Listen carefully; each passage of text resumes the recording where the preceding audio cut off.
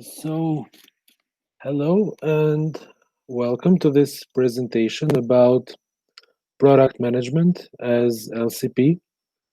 And throughout this session, I will be discussing your role as LCP in comparison to like what you do as VP, because of course, what a VP does and what an LCP does is quite different. So, as LCP, you not only have to follow through all operations, but you also need to manage things like timeline, also your resources like TM and finance, in order to make sure that the whole team, the whole LC is actually managing the goal.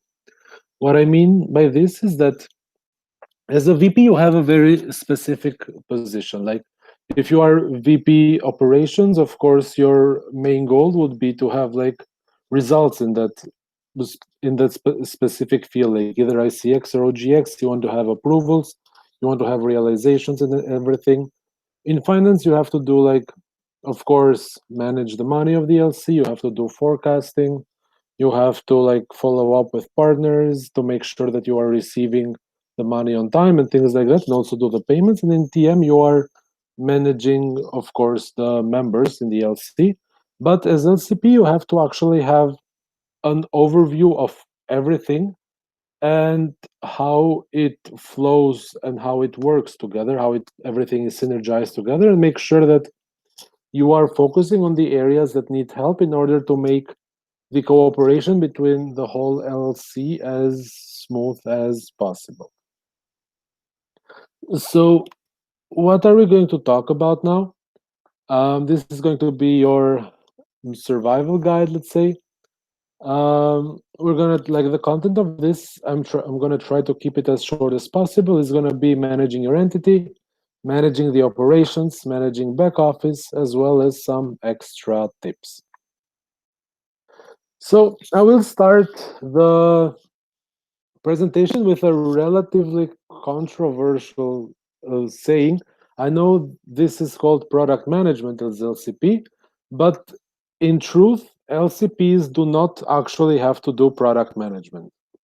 And what I mean by this is that you as LCP are not going to be the one who does sales or the one who goes to info stands and the one who is closely doing all the operations and closely tracking all the KPIs. Why? Because you have VPs for this job.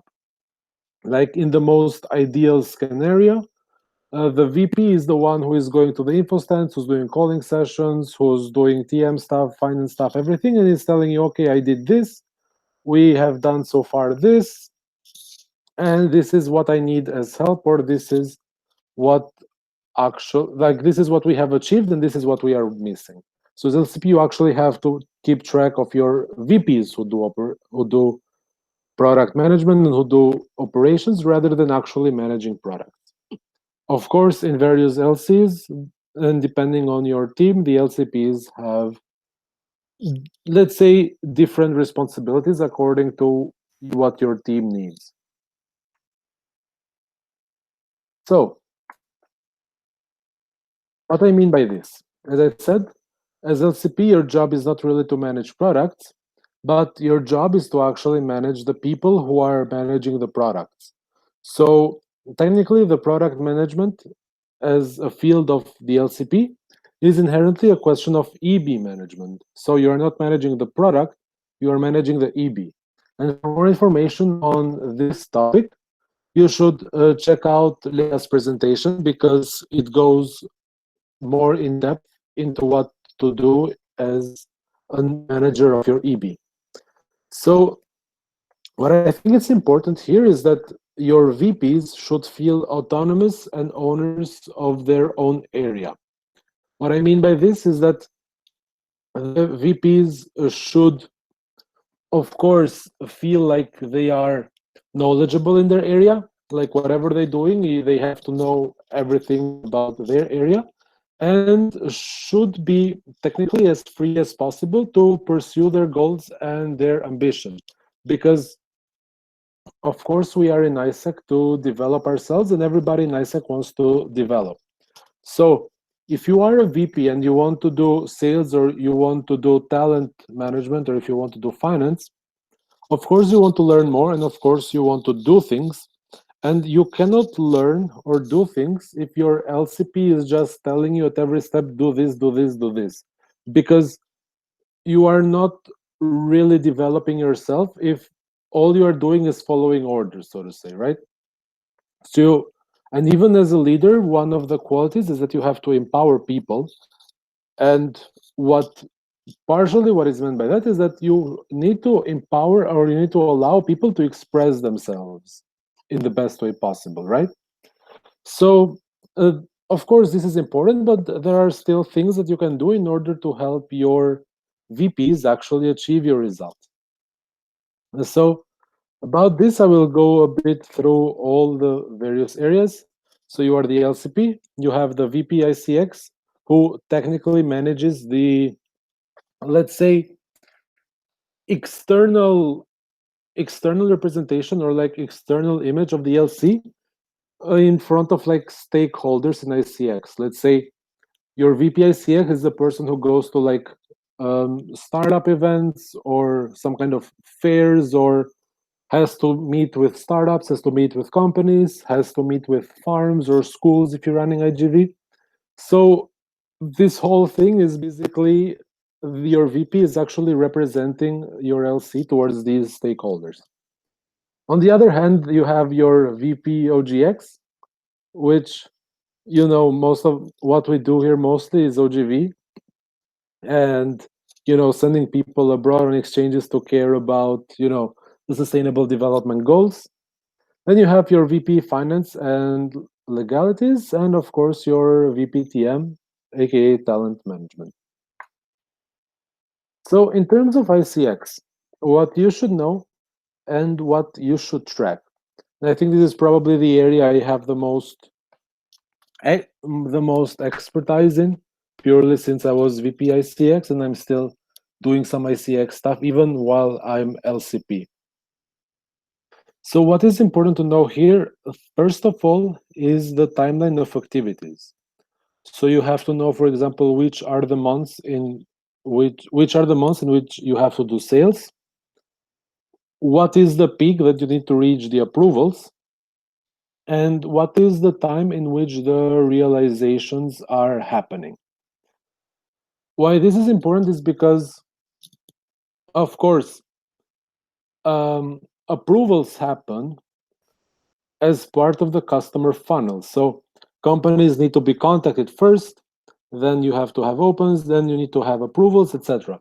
So if it's, let's say, September and sales need to start, then you have to make sure that your VP and also his members have all the materials necessary to actually do sales. They need to have any sort of, I don't know, tracker, proposal, some kind of booklet, extra information in order for sales to happen. Because if it's September and your VP comes and says, okay, we will actually start doing sales in October, then something is not working in this whole funnel, right? That's why you have to make sure that everything is actually done on time, so that every step of the customer funnel is done on time.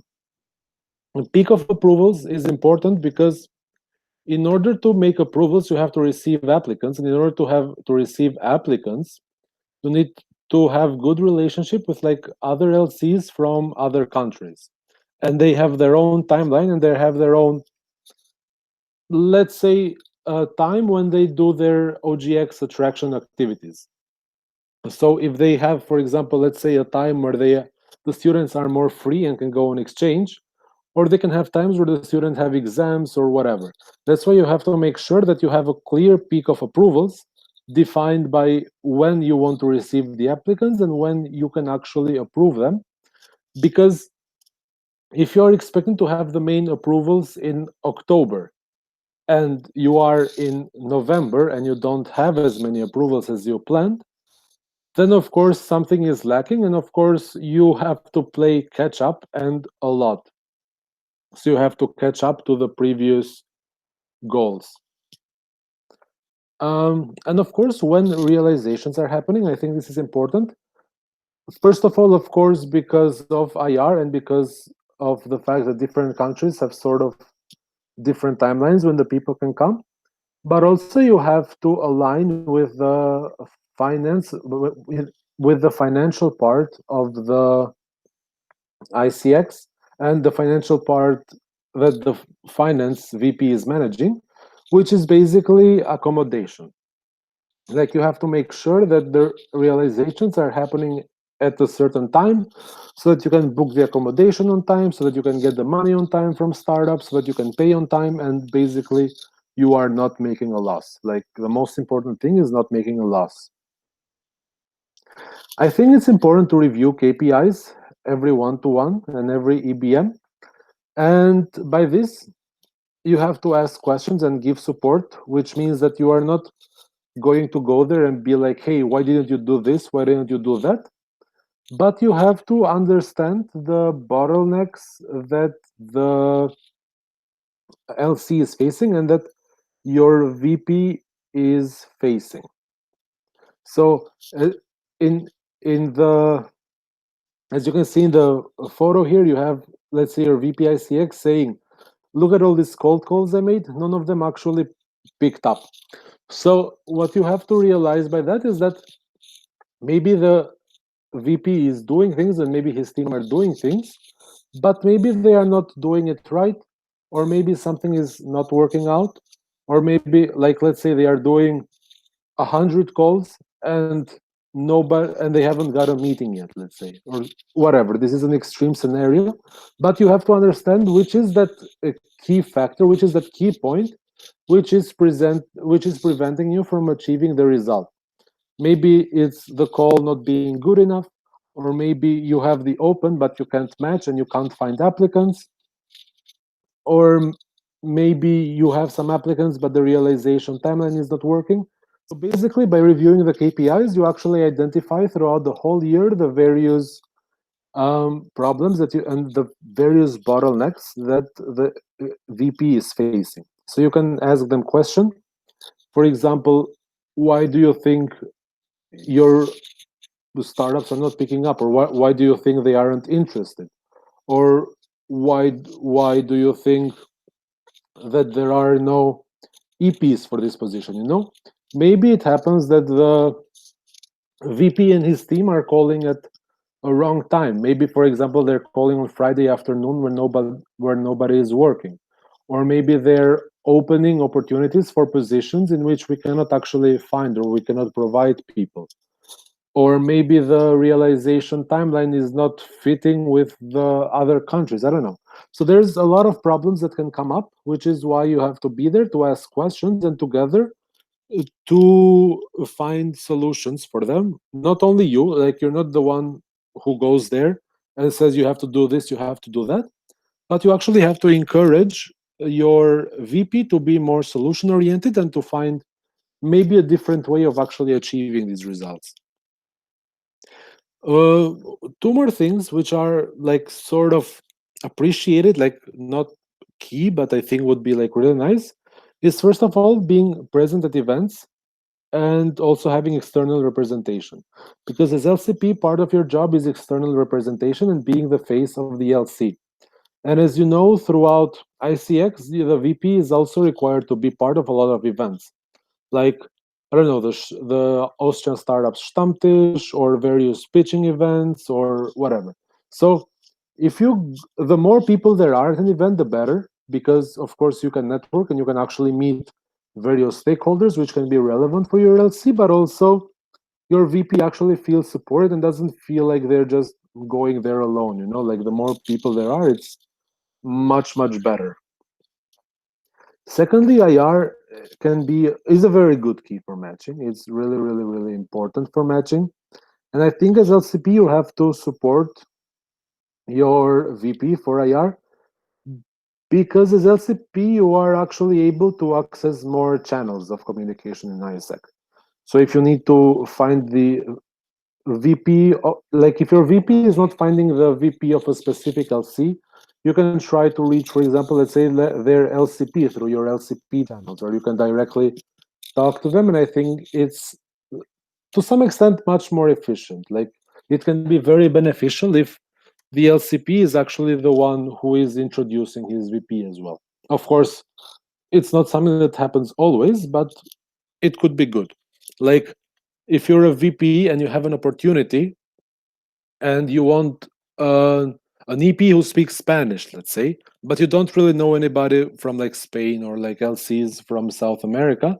So you write to the LCP like, hey, do you know the information or do you know the LCP of these countries? And you can actually approach things from the LCP side. And the last thing is the synergy checking, because as far as LCP goes, you have to make sure that every area is actually working together. And one very important thing in ICX is you have to be very good, and you have to be very thorough when it comes to legalities, making sure that the EPs who are coming actually have all the necessary documents. Every contract is signed well. Every every document is actually in the right place, signed properly, whatever. And at the same time, accommodation. Basically, making sure that your VP ICX and your VP Finance are aligned in terms of like when the accommodation is happening, when the money is being paid, like I don't know, the rent or the caution or any sort of cost you have there, so that all the accommodations are booked early on and you are actually not losing money, and your EPs have a good experience by having like a nice room and not just a room you booked like at the last minute, you know? Like the earlier you start working on these things, the better the experience will be for the EP. In terms of OGX, what's important to know here, first of all, the timeline of activities, once again. So when you are doing info stands, when you are doing info evenings, when you are doing marketing, etc. So that basically you know what is happening at each time. Because maybe sometimes you might need to support them with like booking an info stand or like booking a place at the university and all this kind of stuff. So it's important to know. But also in general, having a clear overview of what's happening. So like this is quite similar to ICX, honestly, because both are like operations and both products function in a similar way. ICX you sell to partners, OGX you sell to students, but as a principle, it's still the same. You have to review the KPIs every one-to-one and every EBM. So you have to ask questions, give support, see the bottlenecks which the LC are facing, see what's not working. Maybe the place for the info stand is not good, or maybe you need better marketing material or whatever. One thing here is that as LCP, another thing that's extra is that your presence at info stands is of course appreciated. Like you of course don't have to be there like all the time, but the more people that are there, the better, and your VP maybe actually feels supported and sees that you are actually putting effort in the same job that he is putting effort, you know.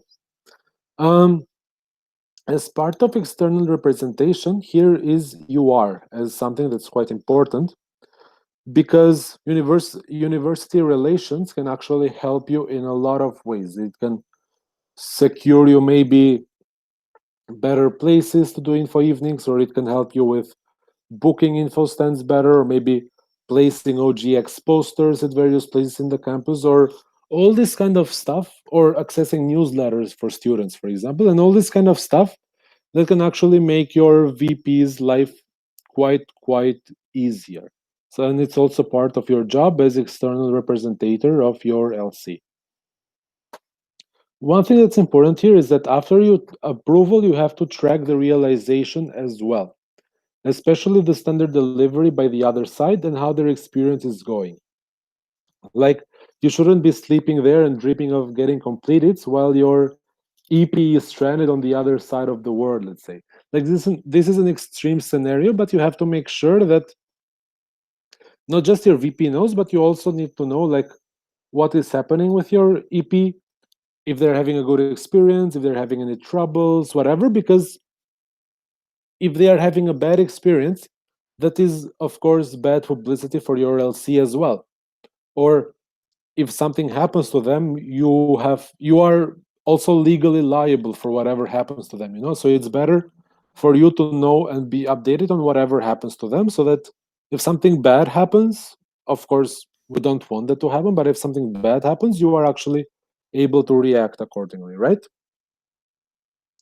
One point of synergy, like one extra point here, is of course the clash between OGX and recruitment, especially if both of you are actually, if both areas are actually using the same channels. Like if both areas are doing info stands, and if both areas are doing like online marketing and things like that, you have to make sure that it is clear what is being promoted. Like you can say, okay, the focus of this info stand should be recruitment, the focus of this info stand should be OGX. Of course, depending on the capacity of the LC, like how many members you have and how much operational output you need, but it's good that there are no misunderstandings between two areas, right? Also, like there's extra stuff when it comes to like finance, let's say buying materials or printing posters or whatever, but I think that's a more minor thing compared to like the clash between OGX and recruitment in TM. Finance and legalities. So as a principle, I think operations are easier to track. Why? Because they have clear KPIs. Like you do the sales, you get the opens, you get the approvals, you get the realizations, you get the completed. And you can always compare what you are expected to do and what you have actually done. And you can easily see what is the bottleneck and what's not being done properly, right? But the back office positions are actually trickier because sometimes a lot of things are not clear. And if you are an LCP and you don't really have much experience from in these two areas, it can also be even more tricky to understand them, you know? Like the first time you read a finance report, or you read the budget, or you read like the money you've spent, the money you've received, whatever, it can be a bit tricky to actually understand the whole thing. So first of all, what you have to do is you have to have a clear overview of the financial state of the LC. You need to know the payables and the receivables, so the money that you actually owe it to other stakeholders, the money you have to pay, and the money you actually need to receive from other stakeholders. That is quite crucial. In terms of your VP, you have to keep track of the finance standards implementation.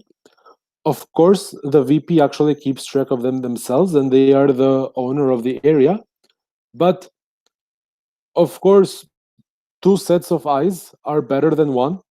And in finance, it's easier to make mistakes if you have like a large sheet of things to do and you have like a large sheet of numbers and everything. So it's better if you like cross reference, or it's better if you double check things, you know? Like you have to know your financial goals as well, and the number of exchanges you have to do to actually reach them, because usually finance actually plans with less exchanges that the exchanges plan. Like you have to plan with a certain minimum, and you have to make sure that you are actually pushing both ICX and OGX to actually perform to some extent in order for you to be financially in a good position. In terms of one-to-ones, it's better to use them for strategizing rather than KPI tracking. As I said, this is not the point of finance, is not really to keep track of KPIs, but you have to strategize how to, let's say, how to invest in order to get the best results, or how to push for getting the payables, or making sure that you have some kind of plan, let's say, to pay the money, to make sure that at all points you know the money that is being received, the money that is being paid, and that the LC is sort of in a very good balance and is in a very good financial position. So you have to strategize on how to make this happen. And as I said, you have to double check the transaction, the transactions, because two eyes are better than one. And as I said, if you have like a huge sheet of numbers, and like it's easy to make mistakes, you know. So it's good to double check this kind of stuff. And you have to help your VP in collecting documents and debts. For example, if you have an external stakeholder that owes you money, it's good for you to also approach them because you are the person who is externally representing the LC, and be like, hey, you have this much money that you owe to the LC, and you have to come up with like a solution or a repayment plan, or maybe you need to collect some kind of documents, maybe from, let's say, from operations, like ICX do an approval, OGX do an approval, they have to sign the contract properly, and you have to like make sure that all these documents are actually being received and are actually being transmitted to your VP finance. For the synergy, you have to make sure that the VP finance and legalities knows the incoming EPs, knows the realization dates, and knows like from when till when to book the accommodation. The VP has to know the companies that need to pay and how much. They have to know like the outgoing EPs. They have to have knowledge of like all the contracts, all the bills, and all the documents that are required. And so you have to, like, you don't have to go into detail what all these documents mean, because LCP, that's not, you're not VP to know like everything in detail, but you have to know what is required and to see like if your VP actually has it or not. Like that's the most basic thing you can do, is to check if these documents are actually being sent to your VP or not. So as a last, you have your TM. So what's important to know here, once again, it's not for KPIs, it's mainly for strategizing. First of all, use one-to-ones for brainstorming. What I mean here is to come up with ideas for recruitment, come up with ideas for R&R, come up with ideas to maximize the output of the LC, to make people more motivated, more energetic, and basically make them perform better. So you and your TMVP can actually come up with various solutions depending on the bottlenecks that you are receiving, that you are having. For example, if you don't have enough members and you need to recruit, you sit down and say, okay, what can we do to actually make people join this LC?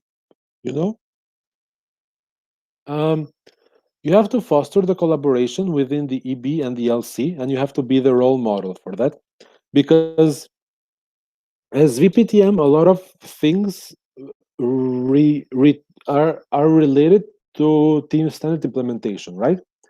And as LCP, you have to show that you are actually caring about team standard implementation and you are actually doing that. Because you are, of course, the head of the LC, and if you are not doing that, then also your VPs are not going to track it, or they are not going to do it. They're not going to do it. See, as long as you have like constant team meetings, you have constant one-on-ones, PDPs, you also show your VPs actually how to do it, how to ask questions, how to structure these meetings and all this kind of stuff, so that they can actually go out and actually do them with their own members. As I said, ensure TSI within EB so that VPs can do it. You can help out with the induction and the education cycle so that you can make sure that the members have the necessary knowledge. Okay, it's important that the VPs are actually doing it and are actually involved in it. But as LCP, I think you have sort of more authority in it, like you're a more authoritative figure. And at the same time, I think members will look up to you, of course, which is why if you are involved with their education and with their induction, I think it would be a good thing to actually be there to show your support for them, right? One thing that's important here is that you actually need to think of your successor since the beginning of the term. Like you shouldn't realize, like, let's say November comes and you say, oh, I'm gonna finish my term in February, like who's gonna be the next LCP, right? But from the beginning, from the moment you select your EB, actually, you have to start thinking, okay, which one of these people do I think that in 1 year would be a good LCP, right? And if you think that those people are actually good, or if you actually would like them to be LCPs, right? You can actually start fostering that feeling in them since the beginning and actually make sure that they are understanding your job as well and actually have a positive opinion of it. Like if you are LCP and in 1 year, none of your VPs have any idea what you did, of course they will be reluctant to be LCP because they're not sure what the LCP job is, right? And that's also why you're in this space, I guess. But yeah, the idea of the LCP is to also showcase yourself for your VP so that they actually feel confident to apply in 1 year, right? And as I mentioned, synergy checking, you have to align recruitment and OGX promotion depending on LC needs. Like if the LC needs to have more members, of course, you have to put like a bit more priority in recruitment. Or if you have a lot of members that are doing well and you need to put focus on operations, you can focus more on OGX and all this kind of stuff. And also, of course, as I said, doing things like R&R or various campaigns to make sure that all the members are actually feeling energized and motivated to actually perform. So overall tips, I would say, first of all, in the beginning, you have to set a routine within the EB, and you should be the first one who sticks to it. Like if you say you're going to do something, you should be the first one who actually respects it and who actually does it. Because if you start slacking off and procrastinating, your VPs are actually going to slack off and procrastinate as well. Like if if you are doing 100% of your job and your VPs are going to do 80% of your job and their TLs are going to do 60% of their job and their members are going to do 40% of the job, you know? But if you perform at like 50%, then your, let's say, VPs are going to perform at 40% and the TLs and members even less than that. So nobody is doing anything in DLC, right? So that it's important for you to be the first one who actually shows proactivity. You should use EBMs constructively to discuss results and what everybody needs to do. So EBMs are not really a place to just go there and see, okay, we achieved this week and whatever, but everybody can share about their area, can share about their achievements and their bottlenecks so that everybody can actually be involved in the decision making of the LC and everybody can give input, right? So next, you have to like set a system of accountability within the EB so that everybody is accountable for their position, for their area. And also at the end, you have to be mindful of everyone's personality because different people need to be managed differently. Like you cannot go there and be not be the same or like not everybody. Basically, you need to find the right motivator for all the people you have in your EB. Like you have to find the right way to make them actually be motivated for their job and not see the touch points they have with you as some kind of chore or some kind of hassle, you know, like, ah, damn, I need to have a one-on-one with my LCP now, whatever. Like you have to actually make sure that they are getting something constructive out of these spaces, right? So yeah, this is more or less it. Like if you have any extra questions, of course you can approach me anytime. And yeah, I want to thank you for your attention and I wish you luck in your future LCP application as well. Um,